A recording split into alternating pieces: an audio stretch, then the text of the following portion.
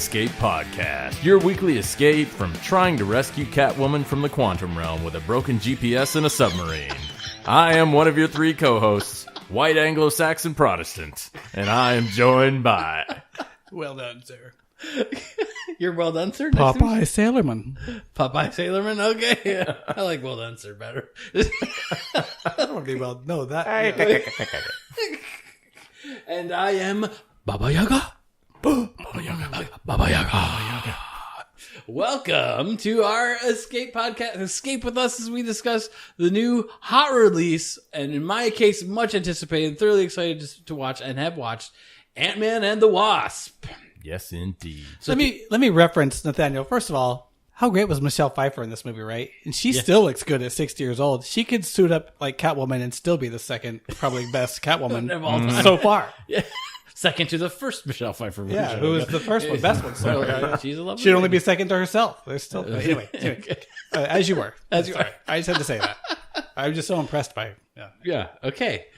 Thank you for that. Yeah. He's crushing. Okay. Yeah. So Just because I have a poster of 60-year-old Michelle Pfeiffer in my office does not. Yeah, does not mean don't take that to me. Come on, guys. All right. So we left the Ant-Man world. He at the end of the last one, he saves the day, saves his kid, he kills the Yellow Jacket. Then next we see him in Civil War, and he fights to help Captain America. Mm-hmm. At the end of that, they end up in jail, but you see Captain America shows up to free the guys who helped him. And we find out in Infinity War that he doesn't show up because he's under house arrest. That was part of the plea deal he took, so that because he has a family, right, to not be hunted by the whatever Accords, Sokovia Accords, right? So he was kind of benched for Infinity Wars 1. And so the movie starts out, and there he is under house arrest with the collar and around his leg, and I thought, well, that's all of 2 seconds. He uses one of the shrinking things, and that collar's a mile too big, and he's free, and the collar can stay on. This just shows your disdain for the law. Okay, Scott Lang is a law-abiding citizen. If he's under house arrest, he stays in the house, sir. Yeah, but to my surprise, it wasn't that at all. He was under house arrest. He had hidden hadn't been using the suit, so he actually had been serving the time. Or What whatever. suit? He got rid of the suit. What are you talking He about? got rid of it. He burned it. Yeah. Why? Yeah. You ruined that suit. Was my life's work. Exactly. Well, yeah. So good. And I have to say, it's rare for me to say this, that I like a sequel better than the first, but not everyone really liked Ant-Man. I really enjoyed Ant-Man. I was like I had a good time watching it. It was totally entertained. I laughed. It was great. At least an 8, Ant-Man 1. Okay. I watched Ant-Man and the Wasp, and I thought it was better. I still was entertained, and it was funny. The action, the storytelling, the story itself grabbed me a little bit better, and I enjoyed it. I mean, two thumbs way up for me. What was your take? How are you I totally agree. I mean, it felt way more fleshed out. You know, there was more jokes. They were good. They worked really well. More characters. You were pointing out little kind of nods to Marvel Comics. Oh yeah, names and characters. I love when they sprinkled in prove there. to me that they know their lore, their background. Yeah, exactly. A lot of people were skeptical in the trailer, seeing the ant playing the drums. Like, they're going to go a little over the line with that, but it worked. It worked really well. I was afraid it was going to feel like Honey, I Shrunk the Kids campy a little bit. Yeah, exactly. Right. But I don't know. It worked for me. Yeah. The whimsy was well placed. Can I say that? Yeah. For me. And I love that they brought in the Goliath character, who is Marvel lore appropriate. Bill Foster. Yep. Well cast. The guy who played it was cool. Morpheus. The Goliath character is the one who shows up in the Civil War storyline. I believe he dies, right? Yeah. In that storyline. That's what Bill really Foster, draws the lines even this deeper. big casualty that makes everybody step back and say, whoa. Wait, this is serious. Like that. Yeah, this is getting out of hand. We're just disagreeing about a law. Now somebody died. So anyways, it was cool that they brought in that character. I thought he was an interesting character too. Yeah. I kind of like, when I saw the trailers, like I said, I was excited going into it, and I was not disappointed. I thought the Ghost character was going to be the main and only villain, but she was it turned out to be a girl. They almost treated like that was supposed to be a surprise. I was like, that was clearly a woman the whole time. And I don't know. Yeah.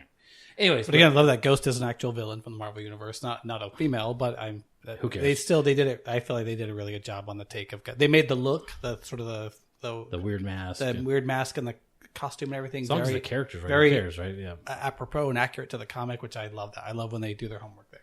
Yeah. It looked great. Yeah. So I thought it was mainly going to revolve around her and they're protecting the tech. That's what where I thought the story was going to go, and it didn't really go that direction at all. She was a significant character, messed up what the good guys were trying to do, but the story didn't really revolve around the villain either. It kind of revolved around the story of this family trying to save one of their family members. Mama Wasp. Okay, that was stuck. They had and I think Kirk Douglas and oh my gosh, I'm going to forget her name. Little Wasp, second Wasp. The actress. The character is Hope Van Dyne. Evangeline Lilly. Yeah. What? Evangeline Lilly. There you go. From Lost. Yes, from Lost. I know her from Lost. Loved her in Lost, by the way. Anyways, they're invigorated because they have newfound hope. There's been a big breakthrough with what.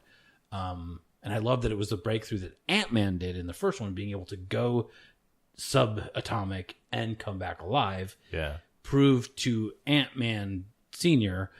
that it could be done. So they're reinvigorated. So their story picked off right where Did we know from it the was first left one off. that's how we lost Mama Van Yes, Dyne? yeah, Did he they knows, know yeah. that she Because she went subatomic to stop the nuclear warhead from from hitting America. They showed a slight variation of that scene where they're on the. Yeah, And I didn't rocket. rewatch the first one to be prepared for this. I'm kind of, but I didn't really love the first one. Can I just? I'm just going to interject my 2 bits about the first go one ahead. here. Sure, Danny Downer, go aahead.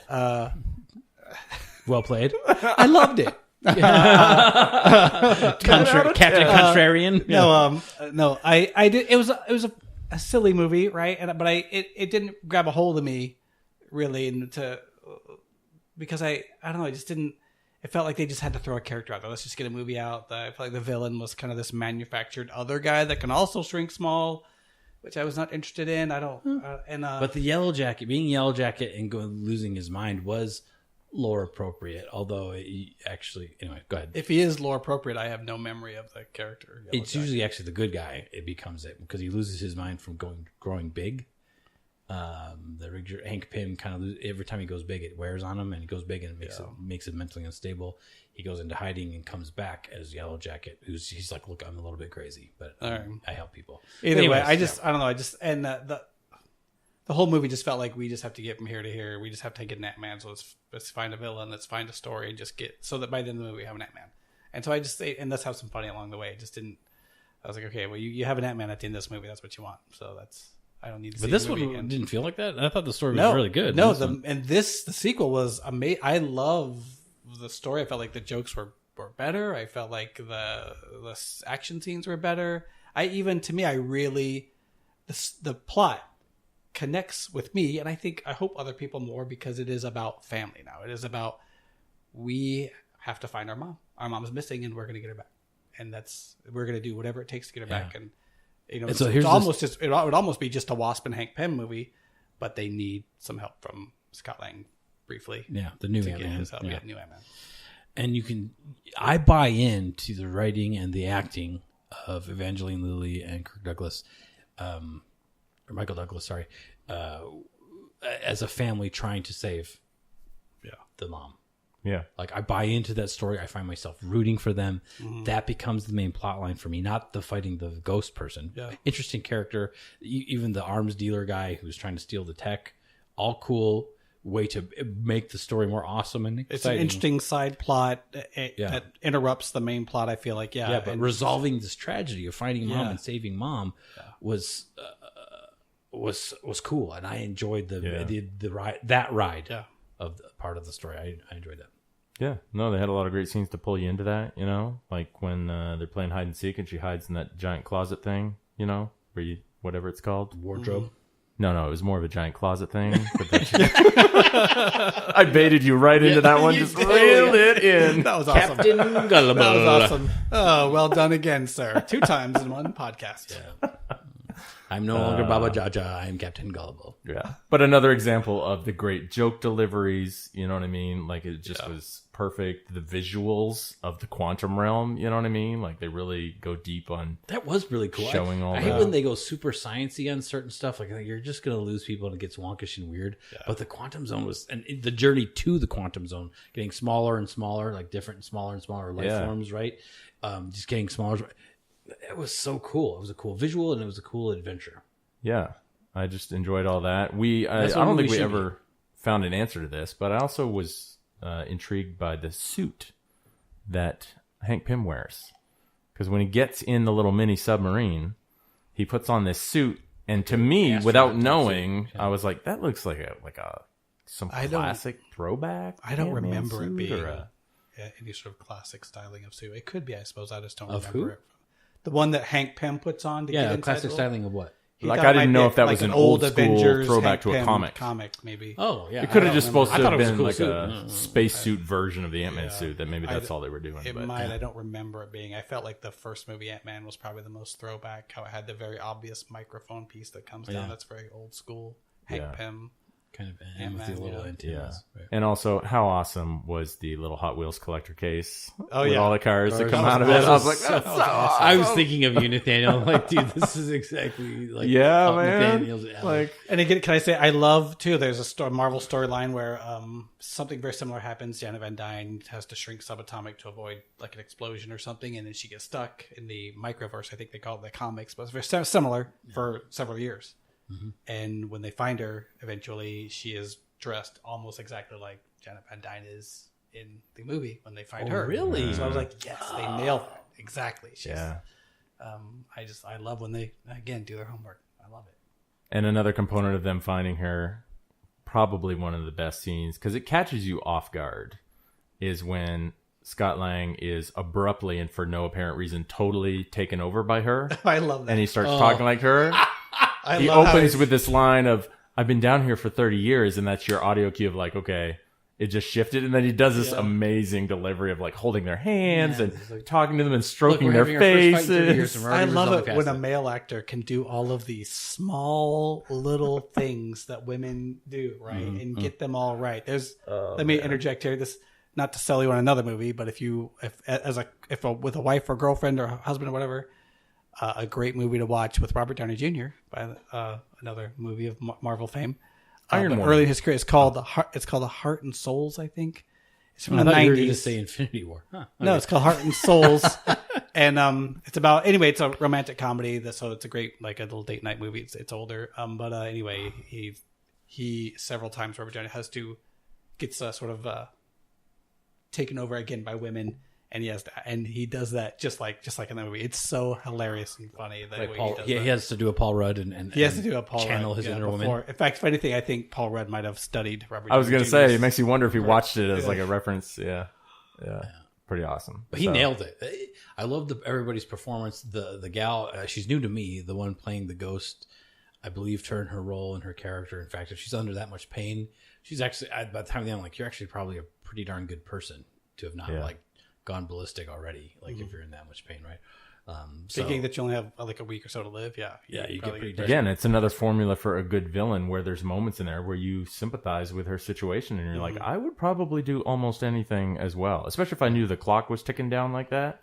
I don't think I would kill other people, but in her case, she was trained to like kill people and be an assassin. Right. They used her as what they wanted. But you can see her gut instinct was, I'm going to go threaten the daughter. And then I was like, you cannot do that. Then she goes, okay, yeah, you're right. I can't do that, but I got to do something. And then she kind of storms out. But it's important. Which made both characters more interesting, Goliath and Ghost. Yeah. It draws an interesting contrast to the Yellow Jacket villain because there was something about him that was kind of like, does this guy like he's ready to sell the Hydra? He doesn't care about because he went bonkers. Turning people into sludge, you know what I mean? Like it was a little more on the nose, kind of. He's straight up evil. So, it was great all the way around. And I'm trying to think. There's nothing really that I didn't like. I mean, I can't think of anything I didn't enjoy. This is. Can I say real quick? I go back to how much I want to see it again as a measure of how much I enjoyed it, and I was ready to see the movie again. I mean, I haven't seen it again, but I would have gone right back to see it again the next night because I enjoyed it that much. Yeah, we gotta take Sue Esposa. Yeah, make her watch that one. That was a good one. Make her watch it. So, I remember another way to compliment this movie was I was so entertained. Like going in, one of the main questions I had was, how does this one fit in the storyline? Wanting to know, with all the Infinity War stuff, how does this fit? And a couple minutes into the movie, I forgot about that important question that I had and wondering. And it didn't bother me that they didn't answer it. And it only came back to my mind as the end scenes start showing up. I'm like, wait a second, how does this fit in to the story arc? We really need to know.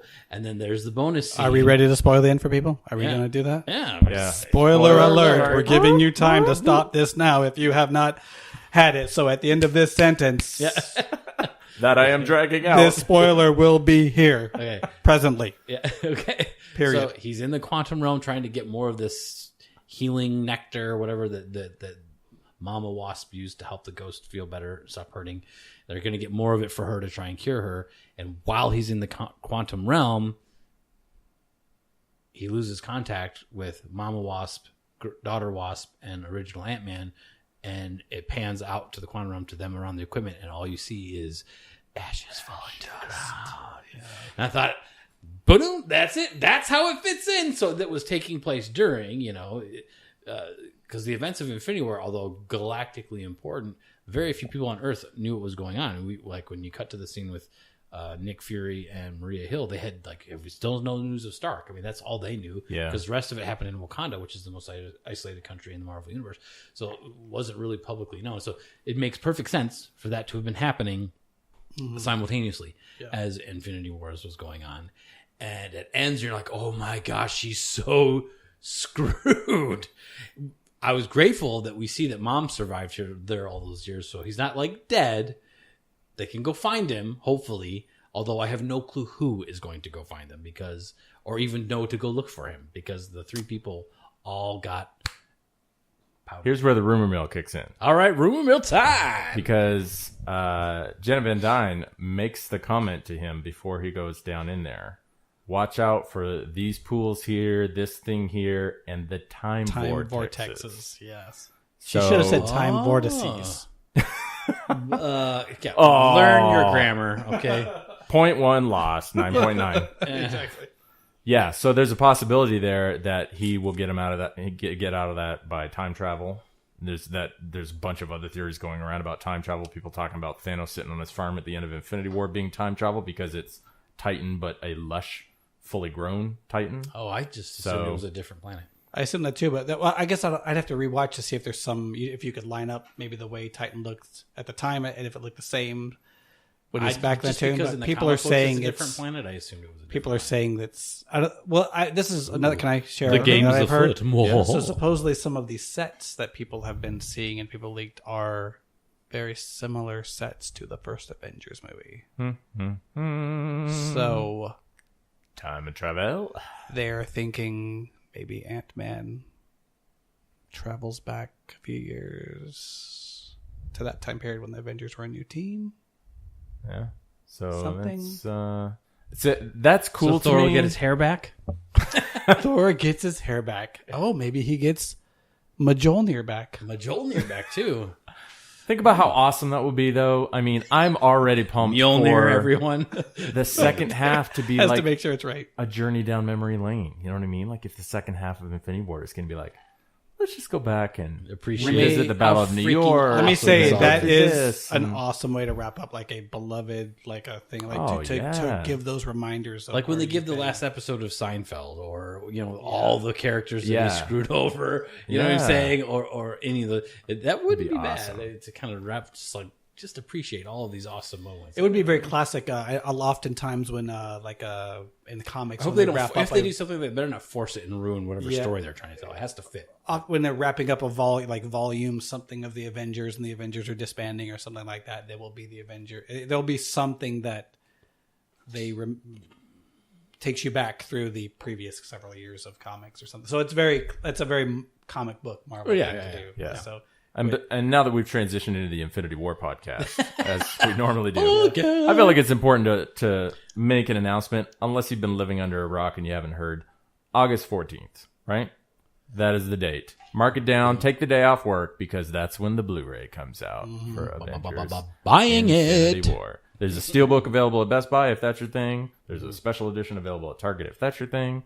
Is there like the most special edition? Because not really. That's the edition I want. Not yet, because I need that version. Right. Yeah. I'm like, Yeah, I need the most What special. about I watched it 6 freaking times in the theater, a special version, because that's I know you need your own like I Infinity Gauntleted movie this ticket movie gauntlet. Yeah. edition. Yeah. So make sure you go out and grab that, people. Okay, but all right, bring it back to if you have not seen Ant-Man, you probably aren't listening to our podcast entitled Ant-Man Wasp. but this movie is good. It is really, really good. I really enjoyed it. Super good, well acted. The storytelling, everything. The little daughter, Ant-Man's little daughter, still cute as a button and super awesome in it. Yeah. Right? Like, where do they find these kids? Oh man, so good. It is very good. I would say it's it's on par with like I would say the first Guardians of the Galaxy movie in terms of the humor, but also being a really good movie. I would say it's. I don't know if I quite put it on the same shelf as the first Guardians of the Galaxy, but it's way closer than the first Ant-Man movie. I would. I'm just telling you right now. Okay, give us your 1 to 10 rating, Dave. It's pretty high. I would. I'll give it a 9. What? Rarefied air for me. Yeah. Are you feeling well? Should I check you for a temperature? I'm glad to hear you say that, David. Look, they did what they should have done. They made the right decisions, stayed in their lane, and they took what they already had and made it better, which is what you're supposed to do. So these Marvel guys, they get 9. it, man. You have good stories. Don't mess with them, right? Yeah, exactly. And they're again, whoever wrote it, kudos to them, because I love when a story has some heart to it, right? And it pulls me in, and hopefully other people, that it is about we're gonna get mom back, mom and wife. This is the mission. We're gonna get her back. We love her. All the while, Scott Lang feeling like he's got to do it and not screw up his family again with his daughter. Right? So it's not like it wasn't. It seems like it's a very the Wasp. They could have titled it Wasp and the Ant-Man rather than Ant-Man and the Wasp. But Scott Lang is a totally significant character throughout it too. So it's not. Yeah. They didn't like stray too far. And the Wasp is awesome. Yeah, the movie too. By the way, both versions of the Wasp are awesome. So, and let's not forget Scott Lang, world's best grandma. World's greatest grandma. That's true. World's greatest. I mean, just top notch grandmothering skills. You are the world's best. When the little girl says that, you are the world's greatest grandma. Yeah. Like, excellent delivery. How about the truth serum scene? I love that so much. It is truth serum. There's no such thing as truth serum. Like that, and then finally at the end, he's like, "It is true." So I love that. Okay, and then when he's I don't know where he is. He's like over here. And finally, he's like, "Where is he?" What do you mean, like physically? I thought you meant emotionally.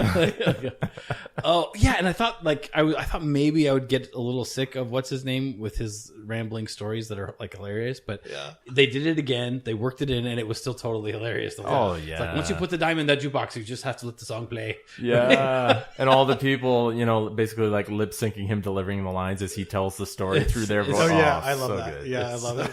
So the Baba Yaga, and then when she comes in and he's like, and starts like humming a song to himself. He's like singing some Russian nursery rhyme or something. Yeah, like that. I trying love to that. chant away the Baba Anyway, Yaga. the humor was excellent. Right? It wasn't. Yeah, it was great. That didn't steal from the seriousness of the adventure. Exactly. Yeah. So the balance of the humor didn't steal away from the adventure. I know we all love Thor Ragnarok, but the humor sometimes stole away from the seriousness of the adventure. Yeah. Here they balanced it better, where the humor did not steal away from the seriousness. Well, it fits in this context because Ant-Man is kind of this goofball, super, kind of just falls into this superhero role. Yeah. And I mean, he's smart too. He's an electrical engineer with master's degree. He's not an idiot or anything, but he's an ordinary Joe. Yeah. Still. Yeah. He didn't even know what a wardrobe was. There's a lion, a witch, and that wardrobe. He would have got it. That's true. All right. So give us your rating, Nathaniel. I'm tempted to give it a 9 as well. I mean, don't fight it. I feel like that space needs to be reserved for kind of some of the other ones in the Marvel sort of range. Like Infinity War's a 10, and then you've got things like Winter Soldier and stuff. Those are your 9s that are like. I know that's. I was in the same boat. Can I say because it feels like it's not serious enough for me to give it a 9. But when I think about it, if I give it like the true criteria of like, I don't know what they could have done much better. Really, could they have improved upon it? And my answer is like, I don't know if they could have. I mean, so not in without its context, fundamentally I feel like I have to changing give it a 9. much. Yeah. I mean, I debated giving it a 10 because I was like, I don't know if they could have made that movie any better. Maybe they, you know what would have given it a 10 to me? If Bill Foster had become Goliath and grown huge in that movie. If you had that moment. If that had happened, I would give it a 10. And they made it it wasn't forced or contrived. Like, it would had to have fit. Yeah. Which there wasn't a reason for them to do it. It would have been forced and contrived, so they didn't do it. So I give them stars for that. I give it to me. It seems like the more of these Marvel movies I watch, the definition between I gotta like have a whole nother subclass between 8 and 9 and 9 and 10, because so many of their movies are fitting right in there with me, and I can differentiate which one I like a little bit more than that. But this movie does not belong below an 8. I'm sorry. If you go below an 8, it's because you don't like fun movies. Okay, and if you don't like fun movies, you're not listening to our podcast, so I don't care that you disagree with me. Children and ants and Mother Nature. So, exactly. Yeah. So family, you hate families and mothers. Yeah. No, I don't mean to sway your opinion. I was just telling you because I think I'm you were going through some of the same mental dilemma. I was like, how do I give this kind of silly, funny movie? Yeah, because I wouldn't hesitate, for instance, to give Guardians a 9. You know what I mean? Yeah. And it's to me, also Guardians very 1 humorous. is a 10 because it's literally the funniest action movie I've ever seen, which is kind of how you just described this Ant-Man and Wasp. Yeah. I don't think it unseats Guardians from. No, it does not unseat Guardians of the Galaxy. It's the funniest action man. It's darn close. It's darn close. Yeah. Well, it's an easy. I'm happy to give it a 9. Happy to give it a 9. I guess I suppose a 10 for me is a movie that like blows my mind a little bit, and they kind of could have done that in the quantum realm stuff. They could have maybe blown my mind a little bit, but to do it in this movie would have been too much. They did it just right. So we had 2 9s, Nathaniel. You said 9, did you? Or no, he didn't. You're struggling. I'm struggling. I'm going to go I know it's frustrating doing decimals, but I'm going to say like 8.8 for just to leave room for Guardians to be a 9, to leave room for things like more serious, like Winter Soldier and everything in that space. Okay. Like, yeah. So my justification for giving it a 9, other movies that I might have liked better, like I give Incredibles 1 a 10, Incredibles 2 a 9, or whatever, because those are kids for what they are. Right. They're a 10 for what they are, right? So for an action, drama, whatever movie, Dark Knight's my 10, but Ant-Man's not that movie. It's right. It's a different. It's a fun movie. Yeah. For a fun movie, this is a 9. It's meant to be a fun. You know what I'm saying? Like, yeah, I think the missing points for me are honestly like when he gets integrated with the rest of the Marvel world. Like he's nervously introducing himself to Captain America and things like that. Thanks for thinking of me. Yeah, so that sort of is pulling it up, right? So 8.8. Okay, cool. Yeah. So we liked it, folks. We hope you liked it too. Man, leave your comments and tell us how we're wrong and some of the awesome scenes that you like that we maybe missed on. I loved how his regulator stopped working in his new suit, and he was like a mini kid running around. Yeah. Oh, you tuckered out. You need some string cheese. Juice box? Juice box. Like, Wait, do you have those? Yeah. Does anyone have some orange slices? I love Paul Rudd. So awesome. All right, so thanks for tuning in. There's so much. This is a wonderful time to be a nerd. I tell you what, enjoy the movie. Please, we hope you enjoyed our podcast. Please share it with your friends. And if you're looking for us online, you can find us at heroescapepod.com. And if you are in the Dallas-Fort Worth area, you can find our local comic shop, Collected Comics and Games, at staycollected.com. And if you're in the area, they have a spot on Altamere Drive, and they have another one on North Beach Street. So go check them out.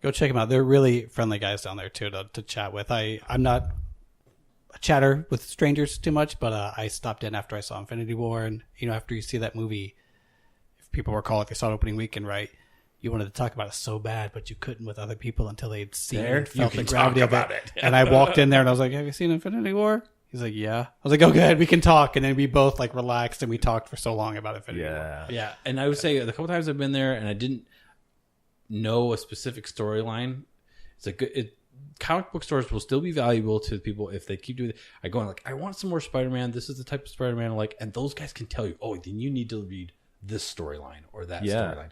So, hey, I really liked Ant-Man and Wasp. I like the movie. If I really like the movie, do you have any of their stuff that I could read or watch? They have guys there that will help you. And if they don't have it, they'll order it for you. They're really helpful. So, anyways, we like to support our local businesses and.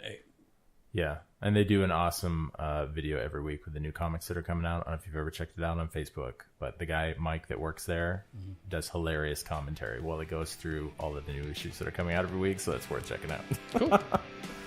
So thanks for joining us again. And that's it for this week. See ya.